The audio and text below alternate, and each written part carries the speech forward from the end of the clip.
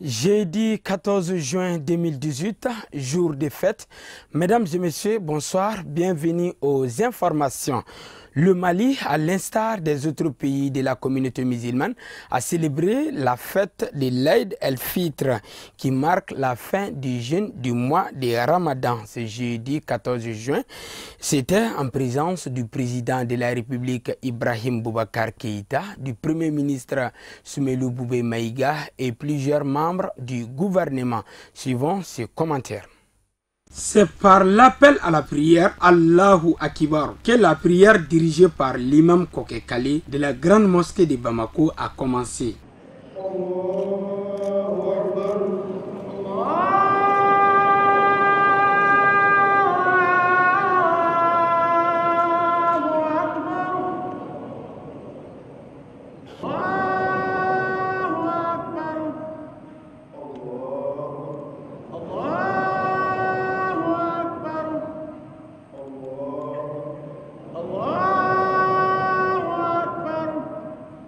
Cette fête de l'Aïd el-Fitr ou fête de Ramadan est l'occasion pour les membres du gouvernement de souhaiter leur vœu le meilleur aux populations et souhaiter ensuite la tenue d'élections libres, crédibles et transparentes dans notre pays. Oui, je pense que comme tous les Maliens aujourd'hui, en ce jour béni de célébration de la fête de l'Aïd el-Fitr, je souhaite à tous les Maliens beaucoup de bonheur, beaucoup de santé et surtout beaucoup de paix dans leur cœur et dans leur comportement au quotidien. Que Dieu leur donne une très longue vie au service de leur pays et que Dieu aussi leur facilite les actions qu'il leur pose aujourd'hui.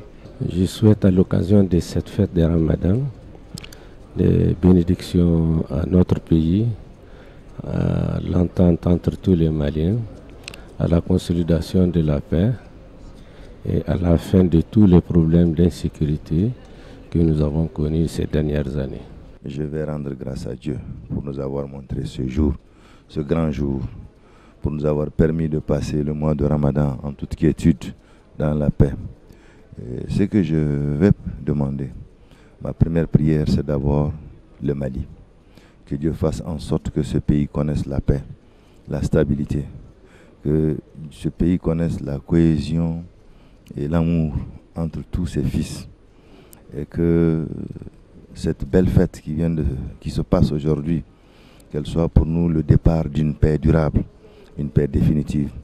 Et que les élections que nous apprêtons à organiser, que ces élections soient organisées dans la plus grande sérénité, dans la plus grande citoyenneté, que les Maliens comprennent que tout ce qui compte dans ce pays, comme le chef de l'État le dit et ne cesse de le dire, c'est le Mali et rien d'autre que le Mali.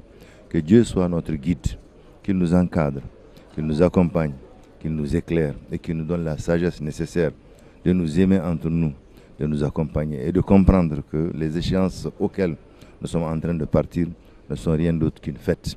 Une fête pour le Mali, une fête pour les fils du Mali, une fête pour la démocratie. Que Dieu nous accompagne, qu'il nous guide et qu'il sauve le Mali. Je voudrais surtout m'appesantir sur la fête là, pour souhaiter une bonne fête à tous les Maliens, quelque obédience qu'il soit, vraiment prier le Tout-Puissant en ce jour saint pour que le Mali soit davantage en paix. Et que tout à fait ce mois de béni de Ramadan que nous venons de franchir là soit prolongé dans la vie par la paix et la sérénité dans le cœur et les esprits. Donc cela certainement va aller dans le même sens que nous souhaitons pour les élections à venir. Donc je voudrais vous remercier pour cela, remercier tous les Maliens et souhaiter que la paix soit définitive au Mali pour que le développement soit là. Le ministre en charge de la religion et des cultes, Thierno Amadou Oumar As Diallo, a invité les musulmans à la cohésion sociale et à la retenue avant, pendant et après les élections à venir. Je crois que c'est le jour du pardon. L'Aïd el-Fitr, après 30 jours d'abstinence de ce que nous voulons, pas de ce qui nous est interdit. L'interdit existe déjà, mais de s'abstenir de ce qui nous fait plaisir.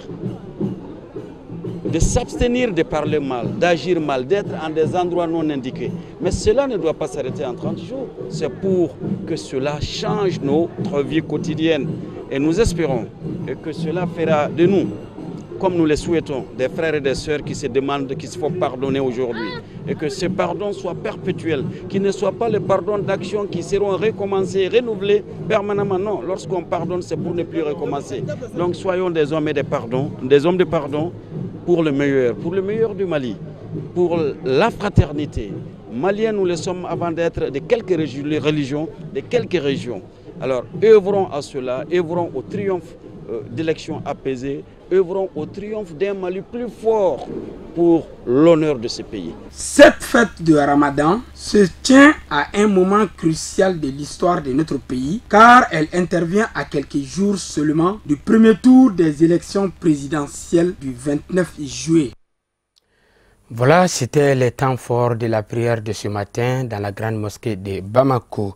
Écoutons à présent le président de la République, Ibrahim Boubacar Keïta, après la prière. Je dis souvent que le temps de Dieu n'est pas le temps de l'homme. L'homme est trop pressé. Allah a son agenda, sa seule décision. Dans le temps, c'est qu'il souhaite et qu'il met en œuvre. Donc nous sommes que des simples acteurs mis par lui, que nous avons l'intelligence de comprendre cela. Et faire en sorte que notre vie ensemble soit le plus convivial, le plus harmonieux, le plus fraternel possible. Allah ne met pas dans nos cœurs de la méchanceté. Allah nous met dans nos cœurs la bonté, la justice, la vérité, car Allah est la lumière. Cela, en un jour comme aujourd'hui, va être oublié. En un lieu comme celui-ci, assis à côté de grands imams Bamako, des familles fondatrices, Niaré sur les travées, et de tous ceux qui viennent avec nous, de prier à la Subhanahu pour la fin heureuse de ce mois sacré d'Ramadan, qui a été au début très chaud, qui s'est terminé dans la douceur, par la seule volonté d'Allah. Nous souhaitons qu'il en soit ainsi pour tout ce que notre pays va avoir à relever comme défi. Un événement prochain, dont nous souhaitons qu'il soit le plus fécond possible, bien arrosé, mais des pluies bienfaitrices, pas des pluies qui inondent, pas des pluies qui nous font fuir nos maisons, pas des pluies qui causent des dégâts, des pluies qui font pousser nos semences et nous donnent l'assurance de nos récoltes. Ensuite, les élections à venir, le 29 juillet 2018, le premier tour de la présidentielle, c'est un moment dans la vie d'un peuple. Et un peuple qui a réussi, par sa volonté, à établir des règles démocratiques, à savoir le renouvellement régulier de ces institutions, par son choix, son libre choix, que nul n'a le droit d'entraver. Et l'État a le devoir de faire en sorte qu'il en soit ainsi. Son devoir, c'est la préparation minutieuse pour être conforme à l'islam dont nous réclamons. C'est-à-dire un étude de justice, d'inclusivité, de parfaite correction de l'ensemble du processus électoral pour qu'il soit le plus transparent possible, le plus apaisé possible. Et alors que nous se préparons, tous ceux qui ont l'ambition d'admettre se préparent selon la règle de l'art et que les Maliens aient un choix libre, éclairé et souverain. C'est le vœu que je forme aujourd'hui ici, en cette parce que c'est que et je souhaite à tous nos compatriotes, où qu'ils se trouvent, singulièrement ceux qui souffrent aujourd'hui, qui retrouvent la paix du corps et de l'âme. À ceux des nôtres qui se trouvent aujourd'hui, ils sont nombreux dans les lieux saints, qu'ils tournent le regard vers ce pays. En retournant vers la Kaaba, ils envisagent le Mali, qui a besoin de paix, qui a besoin qu'on pense à lui, qui a besoin qu'on s'envisage en plus que frère. Et si Dieu, dans sa mansuétude, Il nous a fait fils d'islam. Cela est le plus précieux des dons possibles.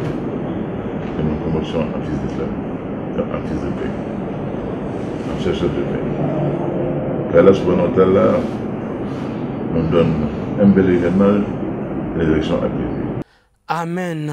Toujours dans la mouvance de la fête, la famille du guide spirituel des Ansar, Assaid Chérif Ousmane Madani Haïdara, a célébré la fête de l'Aïd el-Fitr dans la grande mosquée du guide des Ansar. C'était ce matin en présence des épouses du guide spirituel Assaid Chérif Ousmane Madani Haïdara et plusieurs personnalités religieuses, Tata Touré et Abdoulaye Sogodogo. La communauté musulmane du Mali a célébré ce jeudi 14 juin la fête de l'Aïd el-Fitr, fête du Ramadan. La famille du guide spirituel des Ansar a pris part à la prière de la grande mosquée du guide, sous la conduite de l'imam Mamadou Traoré. C'est aux environs de 8h38 que la prière a commencé en présence d'une foule de fidèles musulmans venus de partout du district de Bamako. Nous rendons grâce à Dieu de nous avoir montré ce grand jour. À cette occasion, nous formulons nos vœux à l'endroit de notre guide et à sa sainte famille. Nous prions le bon Dieu pour qu'il leur accorde la santé, la longévité. Que nous prions le bon Dieu pour qu'il puisse vraiment leur garder longtemps auprès de nous et qu'il puisse vraiment continuer en tout cas à servir toute l'humanité. Nous nous adressons, n'est-ce pas, aux musulmans à travers le monde entier, n'est-ce pas, tout en leur souhaitant une bonne, heureuse fête, une fête que, en tout cas, cette année soit une année de santé, de longévité, de fraternité et surtout d'entraide. Et aussi, nous prions le bon Dieu pour qu'il puisse vraiment veiller sur tous les militants en Sardine à travers le monde entier, qu'il leur accorde la chance de pouvoir se souvenir à leurs besoins. Et nous adressons nos vifs et chaleureux remerciements, n'est-ce pas, à notre guide, à sa famille, à tous ceux qui de loin ou de près ont manifesté leur amour à l'endroit du guide et à sa famille à l'occasion de ce mois béni, n'est-ce pas, que nous venons en tout cas de boucler tout de suite. Donc vraiment, en dernier lieu, nous adressons en tout cas nos remerciements à vous, Chérif La TV, qui avez en tout cas fait immortaliser tout ce que nous avons entrepris ici comme action, que ce soit au niveau de la famille ou partout ailleurs. Après la prière, les porteurs d'uniformes en poste chez les guides, les disciples coraniques, les membres de la société civile, les leaders et religieux ont tous apporté un éclat particulier à la célébration de la fête en organisant une présentation de vœux à la famille chérifienne. L'initiative a été saluée à sa juste valeur par le représentant de la Fédération Ansardine Internationale. La famille de Seyid Chérif Ousmane Madani Haïdara a profité de l'occasion pour réitérer sa reconnaissance à l'égard des initiateurs. La cérémonie a pris fin par des bénédictions pour la paix et la stabilité dans notre pays. Voilà, c'était plutôt une déclaration faite par Maître Ibrahim Diaye au micro de Moussa Fomba et Foussini Keïta. Suivons à présent le tour d'horizon de l'actualité africaine et internationale en bref et en images commenté par Moussa Fomba. La Française Sophie Petronin, otage des terroristes, apparaît dans une vidéo diffusée par le groupe de soutien à l'islam et aux musulmans. Dans ce film qui aurait été enregistré le 7 juin et qui dure environ 7 minutes, Sophie Petronin s'adresse aux autorités françaises. Elle dit craindre d'être aujourd'hui un otage sacrifié. On la voit aussi écouter sur un téléphone un message que lui a adressé son fils via les antennes de RFI. Son fils aujourd'hui qui se dit soulagé même si le chemin vers sa mère est encore long. Autre otage aux mains des terroristes, une Colombienne. Dans cette vidéo, elle est filmée en train de s'occuper de la Française.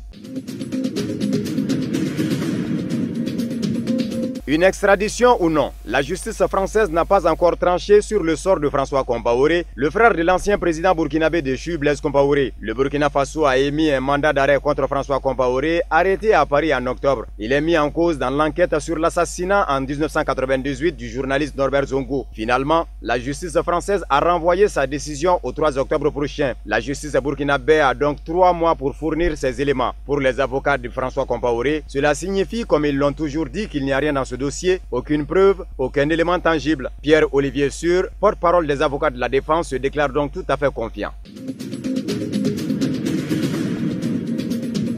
Ils sont libres mais pas d'accéder à leurs terres. C'est ce que dénoncent d'anciens esclaves libérés dans la vallée du fleuve en Mauritanie. C'est le cas des dizaines de familles des villages soninké du Guidimaka, spoliées de leurs terres agricoles par leurs anciens maîtres. Des familles qui ont décidé en dernier recours d'organiser un sit-in devant la présidence de la République à Nouakchott. De nombreux villageois ont envoyé des délégués pour participer à ce sit-in devant la présidence. Certains anciens maîtres laissent entendre, je cite, « Les féodaux se sont rassemblés pour dire que depuis que le village existe, vos grands-parents, vos pères, vos mamans étaient tous des esclaves. Et vous, si vous refusez d'être des esclaves, les terres qui sont là, elles sont à nous. » Fin de citation. Le rebelle sud-soudanais Riek Machar rencontrera la semaine prochaine le président Salva Kiir en Éthiopie à Addis Abeba. Une rencontre de grande importance pour les deux protagonistes de la guerre civile qui déchire le pays, le plus jeune État d'Afrique depuis 2013. Selon certaines informations, Riek Machar, assigné en résidence en Afrique du Sud, a été invité par le premier ministre éthiopien Abiy Ahmed à assister au pourparlers du 20 juin. Ce serait la première fois que Kiir et Machar vont se rencontrer depuis l'accord de paix de 2015 entre le gouvernement et le groupe rebelle de Machar, déclenché en décembre 2013, 2 ans et demi après l'indépendance du pays. La guerre civile du Soudan du Sud a déjà fait des quinzaines de milliers de morts, près de 4 millions de déplacés et provoqué une crise humanitaire grave.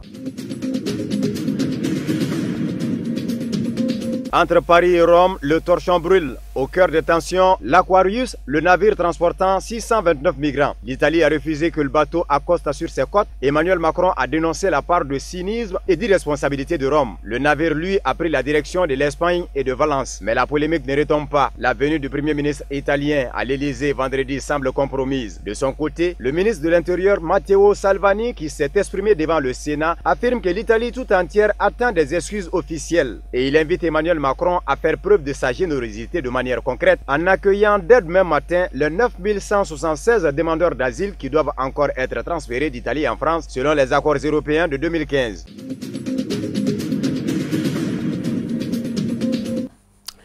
Bonne fête à toutes et à tous. Ainsi s'achève cette édition d'information. Merci à vous de l'avoir suivi. Les programmes continuent sur Chérif la télévision. Au revoir.